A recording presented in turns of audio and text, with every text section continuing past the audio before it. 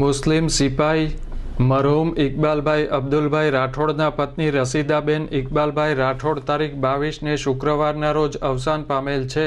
તે ઇબ્રાહીમભાઈ અલ્તાફભાઈ, ઇમરાનભાઈ, મયુદ્દીનભાઈ, મોઇનુદ્દીનભાઈ લાલોની માતા, મુનાફભાઈ અનવરભાઈ બેલીમ ધ્રાંગધ્રાવાળા, સાદિકભાઈ હબીબભાઈ મલેક બાપેસરાવાળાના સાસુ, પઠાણ મજીદ ખાનના શાળાના પત્ની, મરહૂમ રાઠોડ ગુલ મહમદભાઈ, રાઠોડ રફીકભાઈ, રાઠોડ અહેમદભાઈ, રાઠોડ આરીફભાઈ, રાઠોડ વાજીદભાઈના ભાભી, રાઠોડ મુસ્તાકભાઈ, રાઠોડ મોસીનભાઈના કાકી, રાઠોડ ઇલિયાસભાઈ, રાઠોડ સાહિલભાઈ, રાઠોડ અનીશભાઈ, રાઠોડ અશરફભાઈ, રાઠોડ ઇમ્તિયાઝભાઈ, પઠાણ આસિફભાઈના મોટીમાં થાય.